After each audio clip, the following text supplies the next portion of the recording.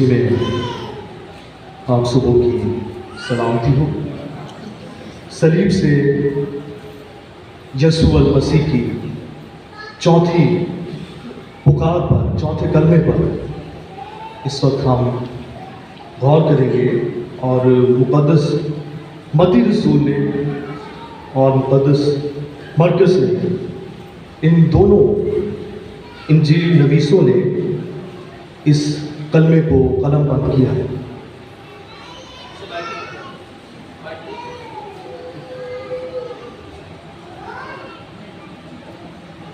اور تیسرے پہر کے قریب یسوع نے بڑی آواز سے چلا کر کہا، ایلی ایلی لما شبقتنی، یعنی اے میرے خدا تو نے مجھے کیوں چھوڑ دیا۔ چند لمحات کے لیے ہم اپنے سروں کو جھکائیں گے اور دعا مانگیں۔ مہربان خدا، صلیب پر یسوع مسیح کی زبان سے ادا ہونے والی یہ چوتھی پکار، یہ اذیت اور تکلیف کی انتہا تھی،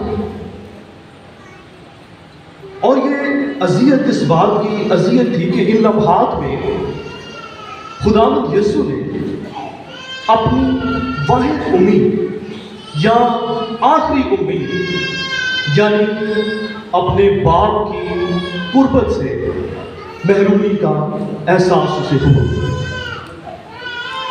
اور یہ وہ لمحات تھے جہاں یسوع مسیح کے زندگی میں صرف یہ وہ لمحات تھے جب اس نے اپنے باپ کی قربت سے محرومی کا تجربہ کیا۔ مفکرین اس بات پر اتفاق کرتے ہیں کہ یسوع کی محرومی، باپ کی قربت سے محرومی کے احساس کو ہم لفظوں میں نہیں بیان کر سکتے، یعنی یہ اس قدر دردناک لمحات تھے، لیکن یسوع مسیح کا خدا کو اے خدا کہہ کر پکارنا یہ ظاہر کرتا ہے کہ اس اذیت کے باوجود بھی اس کا ایمان، اس کا اعتقاد خدا ہی سے ہے، اور وہ خدا ہی پر توکل اور بھروسہ کرتا ہے۔ اگر پرانے عہد نامے کی روشنی میں ہم یسوع مسیح کے کفارے کو دیکھیں تو یسوع مسیح ابراہم کے لیے جو مینہ اس کے بیٹے اسحاق کی جگہ قربان کرنے کے لیے فراہم کیا گیا، یسوع مسیح اس کی نمائندگی کرتا ہے۔ پھر اس کے بعد احباب کی کتاب کے 16ویں باب میں خداوند یسوع مسیح خدا کے لیے قربان ہونے والے اور عزازیل کے لیے بیابان میں چھوڑ دیے جانے والے بکرے کی نمائندگی کرتا ہے، کیونکہ صلیب پر اس نے گناہوں کا کفارہ لیا، جان قربان کی، اس لحاظ سے وہ احبار 16ویں باب میں وہ قربانی کا بکرا ہے جو خدا کے لیے قربان ہوتا ہے، اور پھر وہ اس بکرے کی بھی نمائندگی کرتا ہے جو گناہوں کا بوجھ لے کر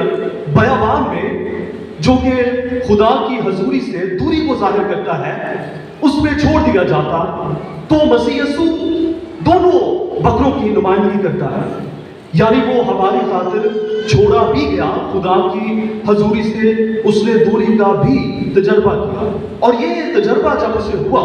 تو پھر اس کی زبان سے یہ الفاظ نکلے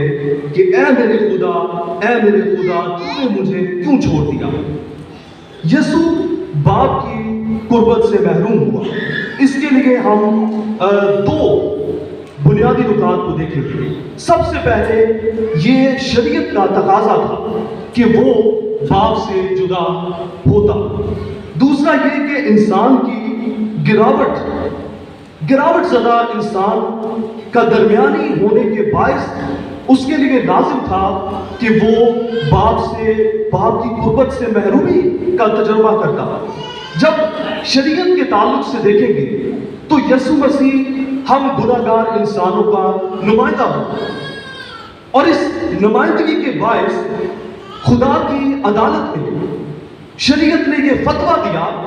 کہ یہ مجرم ہے، یہ گناہگار ہے، یہ ان گناہگار انسانوں کا نمائندہ ہوا ہے، اس لیے یہ بھی انہی کے ساتھ شمار کیا جائے، اور اسی لیے لکھا ہے کہ وہ گناہگاروں کے ساتھ شمار کیا جائے۔ اور جب شریعت نے یہ فتویٰ دیا کہ وہ مجرم ہے، وہ گناہگار ہے، تو عدالت کا تقاضا تھا کہ باپ عادل و منصف خدا ہونے کے ناطے اس سے ویسا ہی سلوک کرے جیسا گنہگاروں سے کیا جاتا ہے۔ اب شریعت جو ہمارے واسطے یہ حکم صادر کرتی ہے کہ سب کے سب موت کے لائق ہیں، اس موت کو جب مسیح نے برداشت کیا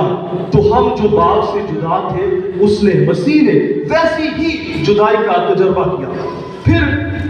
گراوٹ زدہ انسان، کیونکہ مسیح اس کے ساتھ کھڑا ہوا، اور اسے سمجھنے کے لیے ہم اسے یوں دیکھ سکتے ہیں کہ انسان گناہ کی دلدل میں، گراوٹ کی جگہ میں، گناہ کے اس گڑھے میں پڑا ہوا ہے، جہاں سے مسیح یسوع اس کے پاس اترا اور اتر کر اس کا ہاتھ تھاما، اور یوں سمجھے کہ ایک طرف اس نے انسان کا ہاتھ تھاما اور دوسری طرف اسے خدا سے ملا دیا۔ یہ گراوٹ زدہ انسان کو مسیح کا خدا سے ملانا اس کا کفارہ، لیکن اس کے لیے اسے قیمت ادا کرنی پڑی، اور وہ قیمت کیا تھی؟ وہ قیمت یہ تھی کہ اس نے اس گناہ کی جگہ پر اترا، اور اس کا اس گناہ کی جگہ پر گراوٹ زدہ انسان کے پاس اترنا یہ باپ کی قربت سے محرومی تھی۔ اور اسی لیے وہ کہتا ہے کہ اے میرے خدا، اے میرے خدا، تو نے مجھے کیوں چھوڑ دیا؟ لیکن یسوع کی اس محرومی نے ہماری قسمت بدل ڈالی۔ اب وہ بطور آدم ثانی اس پاک ترین مکان سے باہر آیا، تمام شان و شوکت کو چھوڑا، اور اس نے ہمارے لیے صلیب پر وہ قربان ہوا، اور اس نے اپنے آپ کو خالی کر دیا۔ لیکن ایک طرف یہ آدم ثانی ہے جس نے اپنا سب کچھ چھوڑا،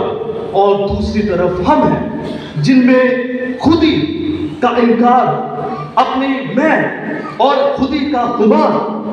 اور حلیمی، محبت، فروتنی، ان سے خالی ہیں، اور پھر اپنی حیثیت کو دوسروں سے بلند دکھانا، اور پھر اپنی بات منوانے کے لیے ہر حد تک چلے جانا، اور پھر دوسروں کو حقیر جاننا، یہ باتیں ہم میں عام ہیں۔ اور پھر مسیحی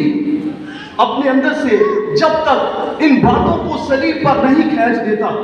یاد رکھیں کہ مسیح کی صلیب اس کے لیے بے فائدہ رہتی ہے، جب تک مسیح کا مزاج اس میں نہیں آ جاتا۔ اب صلیب کے سائے میں چلنے والے لوگ کیسے ہوتے ہیں؟ صلیب کے سائے میں چلنے والے لوگ ہرگز ایسے نہیں ہوتے جن میں حلیمی، فروتنی نہ ہو، بلکہ وہ یسوع کی طرح اپنے آرام کو، اپنے سکون کو ترک کر کے دوسروں کی فکر کرنے اور انہیں گناہ سے نکالنے کے بوجھ میں رہتے ہیں۔ صلیب کے سائے میں چلنے والے اور دوسروں کی فکر کرنے والے لوگ سیموئل مورس کی طرح ہوتے ہیں۔ وہ افریقی مشنری تھا، اور اس نے افریقہ سے نیو یارک کا سفر شروع کیا، اور وہ نیو یارک میں جہاز کا سفر کر کے، بحری جہاز کا سفر کر کے پہنچا، اور رستے میں اس جہاز میں اس جہاز کا کپتان مسیح پر اس کے وسیلے سے ایمان لایا۔ نیو یارک میں جا کر اس نے علم الہی کی تعلیم حاصل کی، اور پھر وہیں پہ 20 سال کی عمر میں وہ نمونیا سے مر گیا، لیکن اس نے اپنی زندگی سے مسیح کی گواہی دی، اور اس کی زندگی سے اتنے لوگ متاثر ہوئے کہ مسیح کے قدموں میں آئے۔ پھر صلیب کے سائے میں چلنے والے اور دوسروں کی فکر کرنے والے لوگ جان بنین کی طرح ہوتے ہیں، کیونکہ جان بنین 1660 میں اپنے وطن برطانیہ میں بیڈ فورڈ کے قید خانے میں کئی سال تک مسیح کی گواہی کی خاطر دکھ برداشت کرتا رہا۔ اس کا خاندان اس سے چھن گیا، اور یہاں تک کہ اس کی جان اسی قید خانے میں چلی گئی، لیکن وہ مسیح کی محبت کی گواہی دینے اور مسیح نام کو جلال دینے اور اپنی زندگی اس کے لیے قربان کر دینے سے باز نہ آیا۔ صلیب کے سائے میں چلنے والے اور دوسروں کی فکر کرنے والے لوگ آستر جان کی طرح ہوتے ہیں۔ یہ وہ خاتون آہن تھی جس نے 1950 کی دہائی میں ہمارے قریبی شہر چیچاوتی میں امریکی مشنریوں کے ساتھ مل کر مسیح کی خوشخبری انجیل کی گواہی کے لیے ہمارے شہر چیچاوتی کے مختلف دیہاتوں میں انجیل کی منادی کا کام شروع کیا، اور پھر 2 فروری 1960 کا وہ سیاہ دن آیا جب آستر جان کو چیچاوتی مشن احاطے میں بے دردی سے قتل کیا گیا، اور اس کا قتل اس بے دردی سے ہوا کہ جب اس کی لاش ملی تو اس کی کھوپڑی کچل دی گئی تھی۔ انجیل کی گواہی دینے کی سزا ظالموں نے آستر جان کو خاموش کر دی، لیکن ان ظالموں کو یہ معلوم نہ تھا کہ آستر کی جگہ آستر نے جس چراغ کو تھام رکھا تھا اسے تھامنے والے لاکھوں بیٹے بیٹیاں جنم لیں گے جو اسی پیغام کو، مسیح کی صلیب کے پیغام کو، جس کے باعث آستر پر ظلم و ستم کی انتہا کی گئی، اسی پیغام کو لے کر وہ تمام لوگوں میں جائیں گے اور مسیح کی مصلوبیت کی گواہی دیں گے، مسیح کے اس دنیا میں آنے کی گواہی دیں گے۔ یہ ہیں وہ لوگ جو صلیب کو مانتے ہیں، جو مسیح کے کفارے پر ایمان رکھتے ہیں۔ اس خطے میں ہمارا ایمان لہو سے اس کی تاریخ لکھی گئی ہے، لیکن افسوس ان لمحات پر جب لوگوں میں ہماری گواہی یہ ہوتی ہے کہ مسیحی حق تلفی کرتے ہیں، مسیحی ڈاکے ڈالتے ہیں، مسیحی منہ سے بری باتیں کہتے ہیں، مسیحی شراب نوشی کے عادی ہوتے ہیں، مسیحی محنت سے بھاگتے ہیں، بددھیانتی کرتے ہیں، محبت کی جگہ نفرت کرتے ہیں۔ اس وقت ہم نہ صرف مسیح کے کفارے کی بے قدری کرتے ہیں بلکہ ان شہیدوں کے خون کی بھی بے قدری کرتے ہیں جنہوں نے اپنی جان ہمارے اس خطے میں مسیح کی گواہی کے لیے قربان کی۔ یسوع نے اپنی روح میں، اپنے بدن میں شدید ترین اذیت برداشت کی جب اس کی زبان سے یہ الفاظ نکلے، اے میرے خدا، اے میرے خدا، تو نے مجھے کیوں چھوڑ دیا؟ اپنے گناہوں، اپنے بدیوں کے باعث ہم خدا کی قربت سے محروم ہو گئے۔ ہم پر شریعت کا یہ فتویٰ تھا کہ یہ سب کے سب موت کے حقدار ہیں، انہیں موت کی سزا دو، لیکن پھر مسیح یسوع بطور درمیانی کے ہمارے پاس اترا۔ اس نے ایک طرف انسان کا ہاتھ تھاما، ایک طرف خدا تک اس کی رسائی تھی، اور اس نے انسان کا ہاتھ پکڑ کر اسے خدا سے ملا دیا۔ اب ہم پر واجب ہے کہ مسیح یسوع کے اس کفارے کی، اس کے صلیب پر اذیت برداشت کرنے کی بے قدری نہ کریں۔ یہ واحد ایسا موقع نہیں کہ سال میں مبارک جمعے والے دن، ایسٹر کے دن مسیح کے کفارے پر، اس کے جی اٹھنے پر غور کر لیا۔ مسیحی زندگی ہر وقت مسیح کے ساتھ جینے کا نام ہے۔ مسیحی زندگی ہر وقت مسیح میں رہنے کا نام ہے۔ اگر ایسا نہیں تو مسیح کا کفارہ ہمارے لیے بے فائدہ۔ اگر ایسا نہیں تو ہم حقیقی مسیحی نہیں۔ خدا ہمیں توفیق دے کہ ہم مسیح کے کفارے کی قدر کریں، اسے اپنا خداوند جانتے ہوئے، اس کے حکموں پر چلتے ہوئے اس کے مطابق زندگی گزاریں۔